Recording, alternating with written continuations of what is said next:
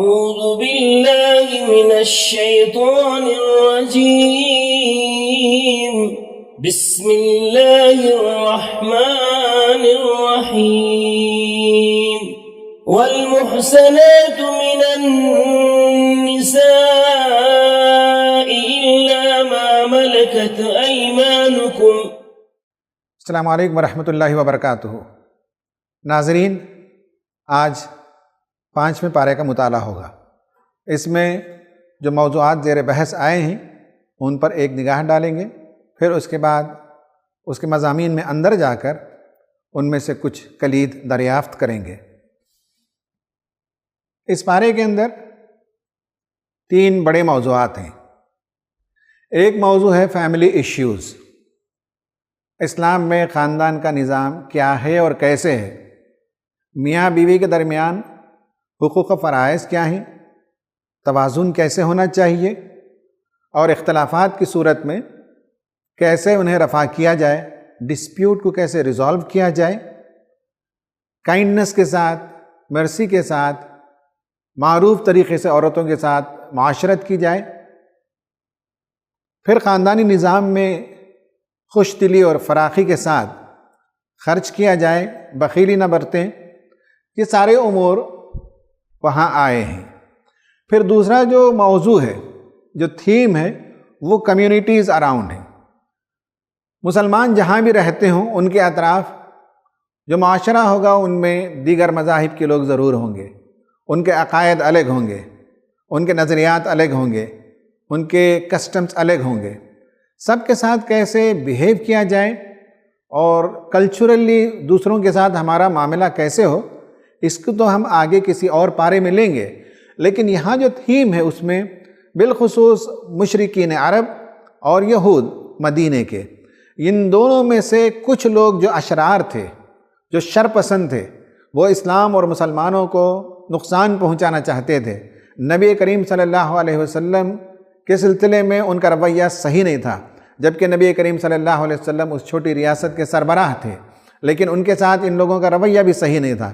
تو جب اس طرح کمیونٹیز کے ساتھ معاملہ ہو اور ان میں جہاں تکلیف دہ باتیں ہوں، جہاں سائیکولوجیکل پین دیا جاتا ہو، ان سب امور میں مسلمانوں کو کیا رویہ اختیار کرنا چاہیے اور کیسے انٹر کلچرل ڈائلاگ ہونا چاہیے، کیسے ان کے درمیان باتیں ہونی چاہیے، کس طرح سے اشرار کہ شرارتوں کو ختم کرنا چاہیے، اس پر گفتگو ہوئی ہے. یہ سیکنڈ تھیم ہے. اور جو تیسرا تھیم ہے، جو تیسرا موضوع ہے، وہ ہے مسلمانوں کو کہا گیا کہ عدل و قسط کے علم بردار بنو، کونوا قوامین بالقسط. دنیا میں جہاں بھی رہو، تمہاری پہچان، تمہارا ریکگنیشن، تمہاری آئیڈینٹی بحیثیت قوم کے نہیں ہونی چاہیے کہ قوموں میں ایک قوم، مذہبوں میں ایک مذہب، ملتوں میں ایک ملت، گروپوں میں ایک گروپ، کاسٹ میں سے ایک کاسٹ. یہ نہیں مسلمانوں کا امیج. مسلمانوں کا جو امیج ہونا چاہیے، وہ جہاں بھی رہیں، جو بھی بات کریں، جو بھی وہ لکھیں، جو بھی ان کی سرگرمی ہوگی، وہ گھر کے اندر ہو، مدرسے کے اندر ہو، ادارے کے اندر ہو، تنظیموں کے اندر یا سماج کے اندر، ہر جگہ عدل و قسط ان کی پہچان ہونی چاہیے. یہ سٹرکچر یا یہ وہ تھیم یا وہ باتیں ہیں جو اس پارے کے اندر آتی ہیں. اتفاق سے اس پارے میں ہم 2 کیز آپ کے سامنے پیش کریں گے. روزانہ ایک کی پیش کرتے تھے، لیکن آج 2 کلید پیش کی جائے گی. ان میں سے ایک ہے، وہ یہ ہے کہ سورہ نساء بڑی سورت ہے، اس کے مضامین چلتے رہتے ہیں، اور اس مضامین کے درمیان کوئی ربط ہے کہ نہیں ہے. پڑھنے والے کو یہ سوال پیدا ہوتا ہے، کبھی کبھی اس کا ذہن چکرا جاتا ہے، وہ ڈسٹنگوش نہیں کر پاتا کہ موضوعات کہاں ختم ہوتے ہیں اور کہاں نیا موضوع شروع ہوتا ہے. تو یہ پوری ایک بحث ہے نظم کی، یعنی قرآن کے اندر جو سٹرکچر پایا جاتا ہے، مائکرو سٹرکچر ہے، مائکرو سٹرکچر ہے، یہ ایک فن ہے، یہ ایک سائنس ہے، یہ ایک کی ہے. اگر یہ سمجھ جائیں تو آسانی کے ساتھ قرآن کی صورتوں کو پڑھتے ہوئے جہاں بھی آدمی کو دقت ہو تو اگر اس کی کو وہاں لگائے گا تو مضمون ان لاک ہو جائے گا، مضمون کو سمجھنا آسان ہو جائے گا. تو یہاں آپ دیکھیں گے کہ آیت نمبر 1 سے آیت نمبر 143 تک سوشل ریفارمز کی گفتگو چل رہی ہے، جس کا میں نے یہاں ذکر کیا تھا. پھر اس کے بعد بیچ میں ایک آیت آئی جو بے جوڑ لگتی ہے. اس میں کہا گیا لا تقربوا الصلاۃ وانتم سکارا، نشے کی حالت میں ہو تو تم نماز کو نہ جاؤ. یہاں تو خاندان کے ریفارمز کی بات چل رہی تھی اور اچانک جو ہے نشہ اور نماز کا موضوع آ گیا. پھر اس کے بعد اسلامک کمیونٹی کو کیسے بیہیو کرنا چاہیے دیگر کمیونٹیز کے ساتھ، جس کا میں نے یہاں ذکر کیا، وہ آیت نمبر 45 سے 126 تک، بیچ میں ایک انٹرپشن آ گیا۔ پھر 126 کے بعد آپ دیکھیں گے 127 سے 130 تک مس ہے، اور وہاں دوسرے مباحث ہیں۔ وہاں جو دوسرے مباحث آئے ہیں وہ یہ ہے کہ اگر مرد کی طرف سے رویہ صحیح نہ ہو اپنی بیوی کے لیے تو عورتوں کو کیا کرنا چاہیے، ایسے مردوں کے ساتھ انہیں کیسے ڈیل کرنا چاہیے۔ بیچ میں ایک ایشو آ گیا، پھر کنکلوژن ہے جس میں مسلمانوں کو بتایا گیا کہ ان کا رویہ اسلام کے ساتھ، مسلمانوں کے ساتھ، اسلامی سماج کے ساتھ کیسے ہونا چاہیے، ڈیڈیکیٹڈ ہونا چاہیے، عدل و قسط کے علمبردار انہیں بننا چاہیے، منافقوں جیسا رویہ نہیں ہونا چاہیے۔ جو نماز کے لیے اٹھتے ہیں تو قسم پرسی کے ساتھ اٹھتے ہیں، ان کا رویہ اہل کتاب میں سے وہ لوگ جنہوں نے حضرت موسیٰ علیہ السلام کے ساتھ شرارت کا رویہ اختیار کیا تھا اور حضرت موسیٰ علیہ السلام کو تنگ کرتے تھے اور آپ علیہ السلام کو ایذا پہنچاتے تھے، ان کا جیسا رویہ نہیں ہونا چاہیے۔ یہ بحث ہے کنکلوژن میں، لیکن اس کے بیچ میں وہ آیتیں آ گئیں۔ تو یہ نظم، یہ جو سٹرکچر ہے صورتوں کو، اس کو کیسے سمجھیں، اسے کیسے ڈسٹنگوش کریں۔ آئیے ہم پوچھتے ہیں مولانا عمر اسلم اصلاحی صاحب سے، جو شیخ التفسیر ہیں مدرسۃ الاصلاح اعظم گڑھ کے۔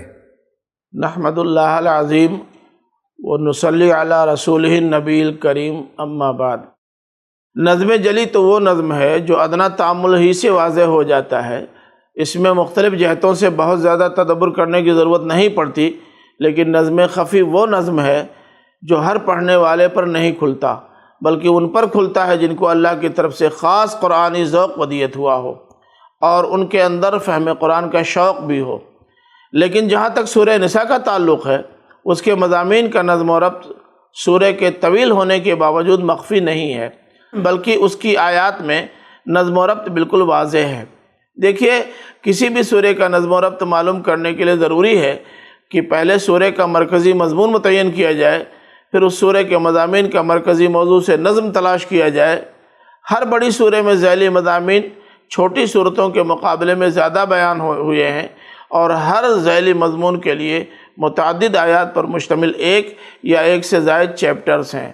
پہلے اس سورہ کی چیپٹرنگ کرنی چاہیے۔ اب دیکھیے، سورہ نساء کا مرکزی موضوع ہے اسلامی اجتماعیت اور مسلمانوں کی شیرازہ بندی کے اصول۔ اس سورہ کے پہلے چیپٹر میں اسلامی اجتماعیت کے دو بنیادی اصول بیان کیے گئے ہیں۔ نمبر 1، انسانوں کو اپنے خالق کے سامنے اپنے اعمال کی جواب دہی کے احساس کے تحت اس دنیا میں زندگی گزارنی چاہیے۔ نمبر 2، سارے انسانوں کو یہ بات یاد رکھنی چاہیے کہ وہ سب ایک ہی ماں باپ کی اولاد ہیں، اس وجہ سے نسلی و نسبی طور سے کوئی کسی سے برتر نہیں، خواہ وہ مرد ہو یا عورت۔ ماں باپ اور اولاد کا تصور سامنے آتے ہی ذہن منتقل ہو جاتا ہے قریب ترین رشتہ داروں کی طرف، اس وجہ سے اس کے بعد کے چیپٹر میں قریب ترین رشتہ داروں کے حقوق کا بیان کیا گیا ہے، اور حقوق کی صحیح ڈھنگ سے ادائیگی اس وقت تک ممکن نہیں جب تک ان رشتہ داروں کے احترام و تقدس کا پاس و لحاظ نہ کیا جائے۔ اس لیے اس کے بعد والے چیپٹر میں رشتوں کے تقدس کو پامال ہونے سے بچانے کی تدابیر بیان ہوئی ہیں۔ اس سلسلے میں پہلے معاشرے کو فواحش سے پاک رکھنے کی ہدایت دی گئی ہے، پھر باپ کی منکوحات کے احترام و تقدس کو ملحوظ رکھنے کا حکم دیا گیا ہے، پھر عورتوں پر تہمت لگانے سے گریز کی تعلیم دی گئی ہے، اس کے بعد نکاح کی اہمیت اور شرائط نکاح کی وضاحت کی گئی ہے۔ بات پھیلی تو کچھ دوسرے سماجی احکام بھی زیر بحث آ گئے، چنانچہ اس کے بعد والے چیپٹر میں ان احکام و ہدایات کی طرف رہنمائی فرما دی گئی جو کسی بھی صالح معاشرہ کے لیے ناگزیر ہیں۔ جس طرح ایک صالح سماج کی تشکیل کے لیے احترام جان کی بڑی اہمیت ہے، اسی طرح احترام مال کی بھی بڑی اہمیت ہے، اس لیے اس کے بعد والے چیپٹر میں حرمت مال کو ملحوظ رکھنے کی ہدایت ہوئی۔ حرمت جان کا معاملہ ہو یا حرمت مال کا، اس کا پاس و لحاظ سماج کے مختلف طبقات کے حدود و اختیارات کے تعین کے بغیر ممکن نہیں ہے، اس لیے اس کے بعد والے چیپٹر میں مرد و خواتین کے حدود و اختیارات کا تعین کر دیا گیا ہے۔ ان حدود کی نگہداشت کے لیے چھوٹی سی ریاست خاندان میں بھی ایک سربراہ کی ضرورت ہوتی ہے، اس وجہ سے اس کے بعد والے چیپٹر میں خاندان کے سربراہ کا تقرر کر دیا گیا ہے، اور سربراہ اسے بنایا گیا ہے جو خلقی اور خلقی دونوں لحاظ سے اس کا زیادہ اہل ہے۔ یہاں تک ایک اچھے سماج کی تعمیر و تشکیل کے لیے جن اصول و ہدایات کی ضرورت تھی ان پر گفتگو ہو گئی، لیکن کچھ اور پہلو تھے جو خصوصی توجہ کے مستحق تھے، اس لیے آگے والے حصے میں ان پہلوؤں کی بھی وضاحت کر دی گئی۔ اس سلسلے میں سب سے پہلے حقوق اللہ اور حقوق العباد کا ایک اجمالی خاکہ دیا گیا اور ان حقوق پر شبخو مارنے والوں کی شناخت کرا دی گئی۔ حقوق اللہ میں اللہ تعالیٰ کے سب سے پہلے حق اس کی عبادت کا ذکر ہوا، اور عبادت میں بھی بندگی کے سب سے اعلیٰ مظہر نماز اور اس کے آداب و شرائط کا بیان ہوا۔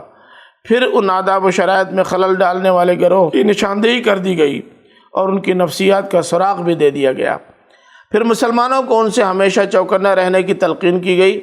اس سلسلے میں سب سے خطرناک اور مارے آستین گروہ منافقین کا ہو سکتا تھا، اس لیے ان کی ایکٹیویٹیز سے بھی آگاہ کر دیا گیا۔ پھر مسلمانوں کے کمزور اور مظلوم گروہ کو ظالموں کے پنجے استبداد سے چھڑانے کے لیے جہاد کی تلقین کی گئی، اور یہ بھی وضاحت کر دی گئی کہ منافقین جہاد سے گریز کے لیے بہانہ بازی کریں گے، لیکن مومنین صادقین کو ان کی حرکت سے پست حوصلہ نہیں ہونا چاہیے۔ جہاد میں شرکت کا رتبہ بلند ہر مدعی کے واسطے نہیں ہے، لیکن یہ سرحد بھی کر دی گئی کہ مجبور مسلمانوں کی مجبوری کو سمجھ لینے کے بعد انہیں منافقین میں شمار کرنا ان کی بڑی حق تلفی ہوگی، اس لیے اس سے بچنا ضروری ہے۔ بات جب جنگ کی آ گئی تو حالت جنگ میں نماز جیسے دین کے اہم ستون کے تحفظ کا طریقہ بھی بتا دیا گیا، اور سورہ کے آخری حصے میں پہلے تو ان احکام کی وضاحت کی گئی جو سورہ کے شروع میں دیے گئے احکام سے پیدا ہوئے اور ان پر سختی سے عمل کرنے کی تلقین کی گئی۔ پھر منافقین اور اہل کتاب کی شرارتوں سے پیدا ہونے والی صورتحال سے نمٹنے کے اصول و آداب بیان کیے گئے، اور بالکل آخر میں قرآنی دعوت پر توجہ دینے اور اس دعوت کی سماجی اہمیت کو سمجھنے کی ہدایت کی گئی۔ اس سلسلے میں قرآن کے بعد احکام کی وضاحت بھی کر دی گئی۔ اب ذرا ان مضامین پر تدبر کی نظر ڈالیے تو صاف محسوس ہوگا کہ اس سورہ کے نزول کے زمانے میں اسلامی اجتماعیت کے جن اصول و آداب کی ضرورت تھی وہ اس میں ایک خاص منطقی ترتیب کے ساتھ بیان کر دیے گئے، اور ایسا لگتا ہے کہ ہر ہدایت نے بعد والی ہدایت کے لیے خود راستہ صاف کر دیا ہے۔ کیا اس کے باوجود یہ کہا جا سکتا ہے کہ اس سورہ کے مضامین بے جوڑ سے لگتے ہیں؟ وَمَا عَلَيْنَا إِلَّا الْبَلَاغُ۔ ناظرین، آپ نے سنا مولانا نے فرمایا کہ قرآن میں نظم پایا جاتا ہے، اور سورہ نساء کا مطالعہ کرتے ہوئے کس طرح سے سمجھنا چاہیے کہ اس میں الگ الگ ابواب ہیں، الگ الگ چیپٹرز ہیں۔ ان چیپٹرز کو اگر آپ سمجھ لیں گے تو پورا مضمون آپ کو سمجھ میں آئے گا۔ اس سورت کا نام سورۃ النساء ہے، بہت ہی انقلابی سورت ہے۔ دنیا کی کوئی مذہبی کتاب نہیں ملے گی جس میں عورت کے نام سے پورا ایک چیپٹر رکھا گیا ہو۔ قرآن میں 114 سورتیں آئی ہیں، ان میں عورتوں کے نام سے ایک تو خود یہ ہے سورہ نساء، اور بی بی مریم کے نام سے ایک سورت ہے۔ اس سے معلوم ہوتا ہے کہ اسلام عورتوں کے سلسلے میں کیا موقف رکھتا ہے، انہیں کس نگاہ سے دیکھتا ہے، انہیں سماج میں کیا مقام دلانا چاہتا ہے۔ میں ایک اور بات آپ کو یاد دلانا چاہتا ہوں، وہ یہ ہے کہ قرآن میں سورتوں کے جو نام آئے ہیں عموماً وہ نام اس سورت کے اندر ایک ہی مرتبہ آپ پائیں گے۔ بعض جگہ وہ نام سورت کے اندر نہیں ہے، جیسے سورہ اخلاص ہے، قل هو اللہ احد والی سورت کے اندر اخلاص کا لفظ نہیں ملے گا۔ سورہ نجم ہے، سورہ قمر ہے، سورہ رحمان ہے، تو وہاں آپ کو ایک ہی مرتبہ اس سورت کا نام اندر ملے گا۔ سورہ یوسف میں حضرت یوسف علیہ السلام کا واقعہ بیان کیا گیا ہے، تو حضرت یوسف علیہ السلام کا نام تو کئی مرتبہ آیا ہے، لیکن اس سورت کی خوبی یہ ہے کہ اس کے اندر 20 سے زیادہ مرتبہ لفظ نساء آیا ہے، یعنی یہ واحد سورت ہے جس میں سورت کا نام، سورت کا موضوع اور مضمون ہے، اور اس ورڈ کو بار بار دہرایا گیا ہے، اس لیے کہ یہ ایک ریولیوشنری آئیڈیا تھا جو پری قرآنک پیریڈ کے حوالے سے ہمیں سمجھنا چاہیے۔ عورت کی کوئی ہستی نہیں تھی، عورت کا کوئی مقام نہیں تھا۔ لفظ نساء خود بتاتے ہی لوگ کہ ایک نیا ورڈ ہے جو انٹروڈیوس کیا گیا۔ اس سے پہلے جو ورڈز استعمال ہوتے تھے وہ امرا کا لفظ استعمال ہوتا تھا، یعنی امرا عورت کے لیے استعمال ہوتا ہے۔ قرآن میں جتنی مرتبہ آیا ہے ان میں زیادہ تر شادی شدہ کے لیے آیا ہے، اور 2 مرتبہ غیر شادی شدہ کے لیے بھی لفظ استعمال ہوا ہے۔ یا انثیٰ استعمال ہوتا ہے، انثیٰ جب کہتے ہیں تو نرم، نازک اور فیر اور کومل پن، سافٹنس، ٹینڈرنس، یہ اس کا معنی ہے۔ الانثیٰ کا اپوزٹ ہے ذکر، مرد کے لیے استعمال ہوتا ہے، ہارڈ، پوائنٹڈ، شارپ، یہ معنی ہے۔ تو یعنی الانثیٰ استعمال کر کے ہی، حالانکہ عورت کے اندر ڈیلیکیسی ہے، عورت کے اندر نزاکت ہے، لیکن اس کے باوجود اس کی انسانی حیثیت اس میں ڈیفائن نہیں ہوتی، اس لیے نساء کے اندر یہ حیثیت ڈیفائن ہوتی ہے۔ اس طرح سے اور بھی جو بہت سے ورڈز ہیں اس پر غور کرنا ہے۔ نساء کا جو ورڈ ہے اس پر ہم بات کریں گے، اور آج ہمارا یہ دوسرا لیسن ہوگا، یہ دوسری کی ہے جو ہم دریافت کر رہے ہیں۔ میں آپ کو ہوم ورک میں بتاؤں گا کہ جاہلیہ کے لفظ پر آپ غور کریں۔ میں ایک لفظ پر آپ کو بتا سکتا ہوں کہ قرآن جب ایک لفظ استعمال کرتا ہے تو اس لفظ کا معنی کیسے ڈیفائن ہوتا ہے۔ القرآن یفسر بعضہ بعضا، قرآن کا ایک حصہ دوسرے حصے کی تفسیر کرتا ہے۔ ایک حصہ اگر سمجھ میں نہ آئے تو دوسرے حصے کو پڑھیے، بار بار پڑھیے، مختلف جگہ سے پڑھیے، الفاظ کو جوڑیے، تب آپ کو اس لفظ کا معنی ڈیفائن کرنا آسان ہوگا۔ اب یہ نساء پر ہم آپ کو ورک کر کے بتائیں گے کہ یہ لفظ کا معنی کیا کیا نکل سکتا ہے، اسی کی کو استعمال کرتے ہوئے قرآن کے ذریعے قرآن کو سمجھا جائے۔ قرآن کے بعض حصوں کی تفسیر کرتا ہے۔ اب اس میں آپ ایک لفظ کافر ہے، فار ایگزامپل، یہ ہمارے لیے بہت ضروری ہے اس لفظ کو سمجھنا کہ جیسے ہم لفظ کافر بولتے ہیں تو اکثر لوگوں کے ذہن میں جو مسلمان نہیں ہیں وہ کافر ہیں یہ سمجھتے ہیں، حالانکہ قرآن میں ایسا معنی نہیں ہے۔ اسی طرح دیکھتے ہیں قرآن نے اسے کن معنوں میں استعمال کیا ہے۔ قرآن میں جب کافر کا لفظ استعمال ہوا تو ایک ہے اسکیپ، میں اس سے فرار اختیار کرتا ہوں، میں اس سے بھاگتا ہوں، میں اس سے بیزار ہوں، میں اس سے دور جانا چاہتا ہوں۔ انی کفرت بما اشرکتمونی، یہ سورہ ابراہیم میں آیت نمبر 22 کے اندر آیا ہے۔ ایک اور معنی ہے اس کا فارمرز، کسان، عجب الکفار، سورہ حدید کے اندر آیت نمبر 20 میں آپ دیکھ سکتے ہیں۔ پھر اسی طرح سے اس کا ایک معنی ہے اریز کر دینا، گناہوں کو معاف کرانے کے لیے، گناہوں کے مذموم اثرات سے اپنی بقیہ زندگی کو محفوظ کرنے کے لیے، وہ ہے وَيُكَفِّرْ عَنْكُمْ سَيِّئَاتِكُمْ، قرآن بتاتا ہے کہ تمہارے گناہوں کو معاف کر دے گا توبہ کرنے سے، استغفار کرنے سے۔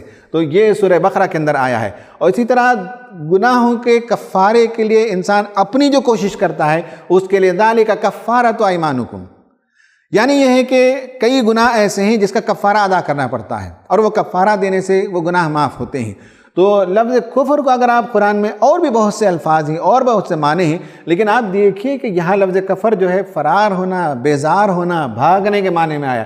یہاں کفار کا لفظ آیا ہے کسانوں کے لیے، یہاں لفظ آیا ہے وہ یہ ہے کہ گناہوں کی معافی کے لیے آیا ہے، اور یہاں یہ ہے کہ کفارہ کا مطلب ہے کمپنسیٹ کرنا، اپنے گناہوں کی معافی کے لیے آدمی مالی طور پر کچھ کرتا ہے، صدقہ دیتا ہے، جسے یہاں لفظ کفارہ استعمال ہوا ہے۔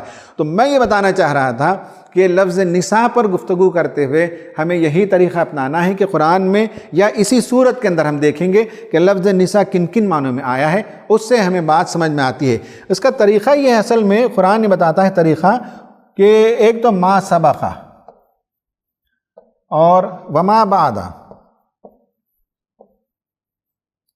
ایک یہاں کی ورڈ ہے آپ کو جس کا معنی تلاش کرنا ہے۔ تو کچھ اس میں پہلے جو آیتیں آئی ہیں یا اسی آیت میں پہلے جو الفاظ آئے ہیں یا اس لفظ سے لگ کر جو پری فکس ہے اس کو، اور اس لفظ کے بعد، اس آیت کے بعد جو آیتیں آتی ہیں، اس آیت کے بعد جو باتیں آئی ہیں یا اس سے جو سفکس ہے، ان دونوں کو جوڑنے سے اس کا مفہوم نکلتا ہے۔ یہ قرآن اپنی باتوں کی خود تفسیر کرتا ہے۔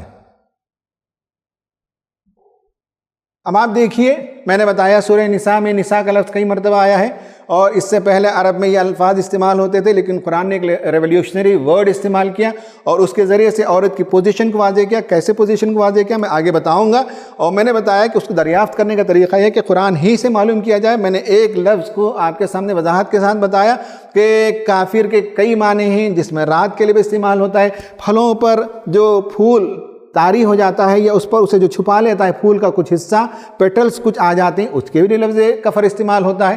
اور جاہلیہ کا ایک ورڈ ہے، یہ بھی کیونکہ ہم جاہل کا معنی اسٹوپڈ سمجھتے ہیں، بے وقوف سمجھتے ہیں، لیکن قرآن میں جاہل کا لفظ کئی معنوں میں استعمال ہوا ہے، یہ آگے ایکٹیویٹی میں ہم لیں گے۔ اب نساء آپ دیکھیں تو قرآن میں استعمال ہوا ہے، ایک معنی ہے اس کا وائف کا، بیوی کا، ایک معنی ہے اس کا عورت کا، جنرل عورت، اور ایک معنی ہے فیمیل جینڈر کے لیے یہ ورڈ استعمال ہوا ہے۔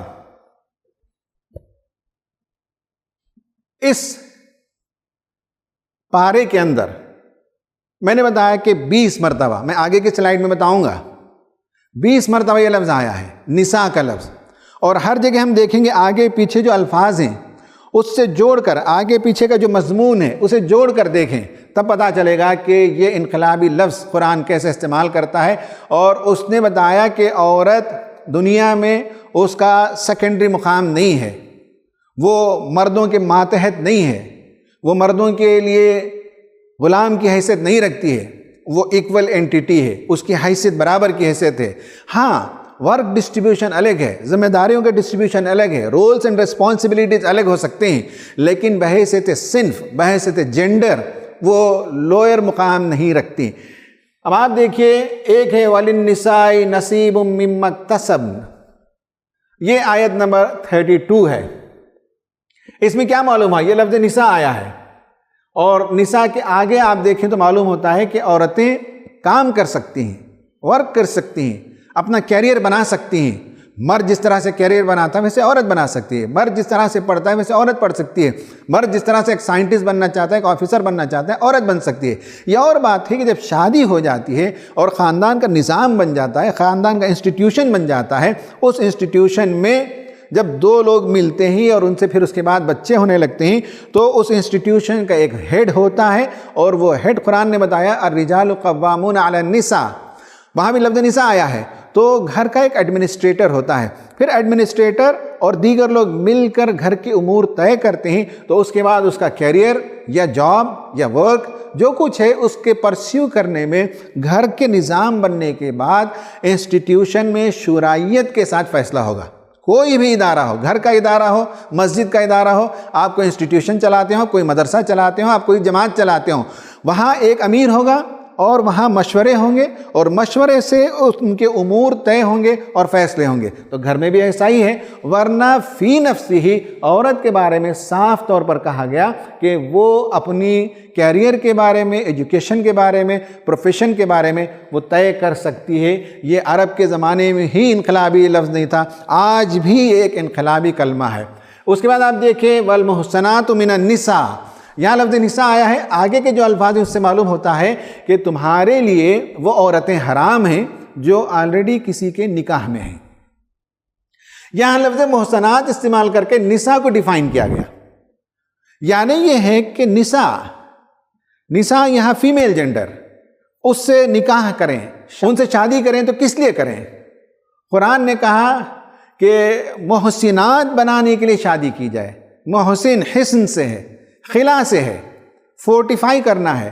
فورٹ کے اندر، قلعہ کے اندر ایک راجہ ہوتا ہے، ایک رانی ہوتی ہے، تو عورت جس سے شادی کی جائے گی وہ جب نکاح میں آئے گی تو وہ محسن ہوگی، یعنی یہ ہے کہ وہ قلعہ بند ہوگی، وہ محفوظ ہوگی، وہ رانی بن کر آتی ہے، اس کا پروٹیکشن ہوتا ہے۔ مرد جو شادی کرتا ہے اس کی ذمہ داری ہے ہر لحاظ سے اسے پروٹیکشن فراہم کرے، اس کا ایموشنل پروٹیکشن ہو، اسے فائنانشیل پروٹیکشن دیا جائے، اسے اپنے انٹلیکچول گروتھ کے مواقع دیے جائیں، پروٹیکشن دیا جائے۔ یہ لفظ استعمال کر کے عورت کا مقام بہت بلند کر دیا، وہ رانی ہے، وہ نوکرانی نہیں ہے۔ ایک اور لفظ سنیے، محسنات کے ساتھ ایک دوسرا ورڈ استعمال ہوا ہے آگے، غیر مسافحات۔ عورت سے جو شادی کی جاتی ہے وہ صرف پانی بہانے کے لیے نہیں ہے، بلکہ اس کا مقام بہت اونچا ہے۔ صرف وہ ایک جنسی لطف اندوزی کا سامان نہیں ہے، وہ گھر کی رانی ہے، وہ پرو کریشن میں اپنا رول پلے کرتی ہے۔ تو یہ دوسرا لفظ استعمال کر کے نساء کے ساتھ قرآن نے بتا دیا کہ نساء کیا ہے، اس کا مقام کیا ہے، اس کی حیثیت کیا ہے۔ اور آپ اس لفظ کے ساتھ آج ہمارے معاشرے میں دیکھیے عورتوں کے ساتھ کیسے سلوک ہوتا ہے۔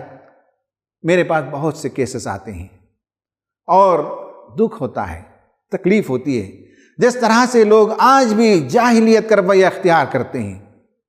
بیوی نوکری کرتی ہے تو صرف ایگو کی بنیاد پر اسے اس کے کام سے روک دیا جاتا ہے، کوئی اور وجہ ہے، بچے ہیں، پالنا ہے تو الگ بات ہے، اور پھر مار پیٹ کرنا اور ایسی سطح سے وائلنس کرنا کہ پریگننٹ عورت کا ایبارشن ہو جاتا ہے، یا عورت کو تانے دینا، تمہاری حیثیت کیا ہے، 4 کوڑی کی ہے، تم تو بھوکے ننگے خاندان کی لڑکی ہو، ہم شادی کر کے لے آئے، تم کو کوئی وقت ملی ہے، ارے تم گھر میں بیٹھ کر مفت میں کھاتی رہتی ہو، یہ اور اس طرح کے جملے کسے جاتے ہیں، طنز دیے جاتے ہیں، تانے دیے جاتے ہیں۔ قرآن نے بتایا کہ اس کا مقام کیا ہے، وہ تو رانی ہے، اسے پروٹیکشن دینا ہے، گھر میں لا کر اسے بہت اونچے مقام پر رکھنا ہے۔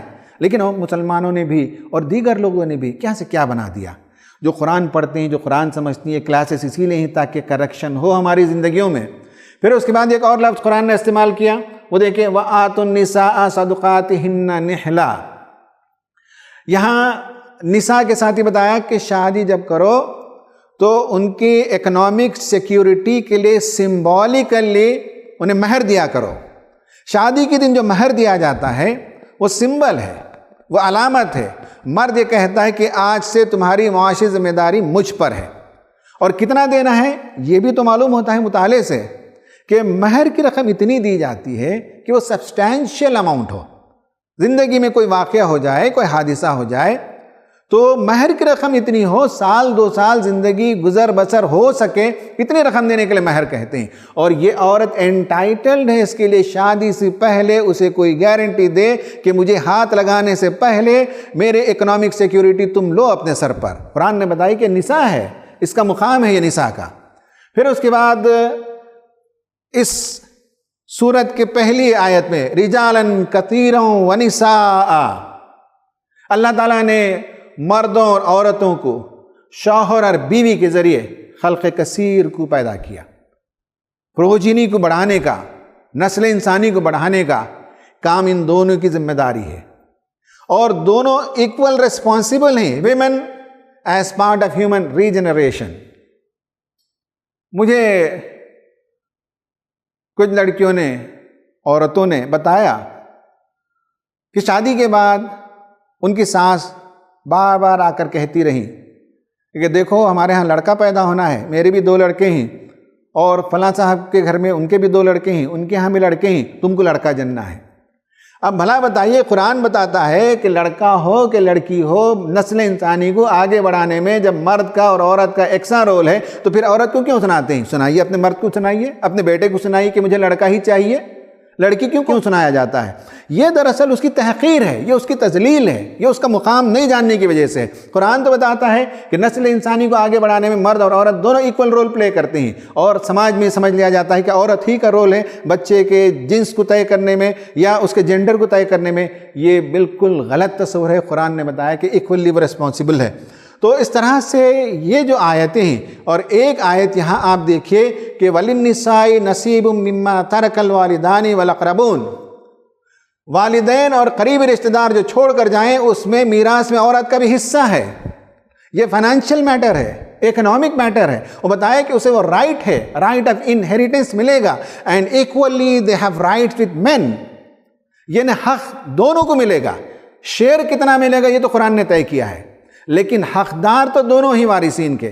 تو نساء کے لفظ کو میں نے آپ کو بتایا صرف 5 الفاظ کو لے کر کہ معلوم ہوتا ہے کہ نساء کے سلسلے میں ایک تو عورت اپنا کیریئر پرسیو کر سکتی ہے، عورت سے شادی کی جائے اسے تحفظ دینے کے لیے، عورت کو وراثت میں حصہ ملے گا، اور کہا کہ عورت کو اکنامک سیکیورٹی فراہم کی جائے، شادی سے پہلے اس کا تیقن ہو جائے، اور انسانوں کی پروجنی کو، ریجنریشن کو، نسل انسانی کو آگے بڑھانے میں دونوں کا کردار یکساں ہے۔ یہ میں نے بار بار کہا انقلابی لفظ ہے، ریولیوشنری ورڈ ہے۔ آئیڈیاز کو بھی اس نے ریولیوشنائز کیا، اور سماج کے اندر بھی اس نے ریولیوشن برپا کر دیا، اور مسلم معاشرے میں اور قرن اول میں نبی کریم صلی اللہ علیہ وسلم اور آپ کے بعد صحابہ اکرام رضوان اللہ تعالی علیہم اجمعین کے زمانے میں اس کا مقام انتہائی اونچا کر دیا۔ پھر مرور زمانے کے نتیجے میں جن جگہ ہماری زندگیاں ہوتی رہیں اور جن حالات سے ہم گزرتے رہے تو کہیں کہیں ہم نے ان آئیڈیلز کو فراموش کر دیا، قرآن کی ان بڑی اور بہت ہی عظیم تعلیمات کو ہم نے فراموش کر دیا۔ یہ کلاسز اس لیے ہیں تاکہ یاد دلایا جائے کہ قرآن میں یہ وہ 20 مقامات ہیں جہاں ہر جگہ لفظ نساء آیا ہے، اور لفظ نساء کے ساتھ انڈرلائن کیا گیا، اور اس سے ایک نیا مفہوم نکال کر بتایا گیا ہے کہ یہاں یہ معنی نکلتا ہے۔ تو اس طرح سے 20 مرتبہ آپ دیکھ سکتے ہیں کہ یہ آپ کو سمجھانے کے لیے کہ اس طرح الفاظ کو لیں، آگے پیچھے سے دیکھیں تو مفہوم نکلتے ہیں۔ اب آخر میں آتی ہے ہماری ایکٹیویٹی 3 ایکٹیویٹیز ہیں. نمبر 1 یہ ہے کہ do you behave with honour and dignity towards women. کیا آپ عورتوں کے ساتھ عزت و تکریم کا معاملہ کرتے ہیں؟ اپنی بیوی کے ساتھ، اپنی بیٹیوں کے ساتھ، اپنی بہنوں کے ساتھ، اپنی والدہ محترمہ کے ساتھ اور دیگر خواتین کے ساتھ جن سے بھی آپ کا سابقہ پڑتا ہو. عزت، تکریم، ڈگنیٹی، ریسپیکٹ، یہ ساری چیزوں کے ساتھ بیہیویئر ہونا چاہیے. جس آن مرد اپنے آپ کو سپیریئر سمجھتا ہو اور عورتوں کے ساتھ تحقیر کا رویہ، تذلیل کا رویہ، لیٹ ڈاؤن کرنا، ایموشنل ہرٹ کرنا، فزیکل ہرٹ کرنا، جب یہ رویہ اختیار کرتا ہے تو قرآن کی تعلیمات کی عین ضد ہے. اگر ایسا زندگی میں رہا ہو، عورتوں کے ساتھ ہم نے جب بیہیو کیا تو ڈگنیٹی کے ساتھ نہیں کیا، ریسپیکٹ کے ساتھ نہیں کیا، تو اس کا یہ مطلب ہے کہ ہمیں یہ رمضان موقع دیتا ہے ہم اپنی زندگی میں جھانکیں اور اپنے اندر تبدیلی پیدا کریں. دوسرا کوشچن ہے do you spend in the way of Allah اور are you a stingy person. قرآن نے بتایا ہے کہ مومنین اللہ کے راستے میں خرچ کرنے والے ہوتے ہیں، گھر میں بھی خرچ کرنے والے ہوتے ہیں، کشادہ دست ہوتے ہیں، اور وہ بخیل نہیں ہوتے، وہ اسٹنجی نہیں ہوتے ہیں، وہ کنجوسی نہیں کرتے. اللہ کا دیا ہوا مال گھر والوں پر، اللہ کے بندوں پر خرچ کرتے ہیں. اگر ہمارا رویہ ہاتھ کو روکنے کا ہے، آدمی کی آمدنی اگر بقدر ضرورت ہو تو اس کا مسئلہ الگ ہے، لیکن آپ کی ضرورت سے زیادہ اگر آپ کو اللہ تعالیٰ نے دیا ہے تو آپ پر لازم ہوتا ہے کہ آپ کشادہ دست بنیں. اگر آپ کشادہ دست نہیں ہیں تو اس کا مطلب یہ ہے کہ قرآنی تعلیمات کے مطابق ہماری زندگی یا آپ کی زندگی نہیں گزر رہی ہے.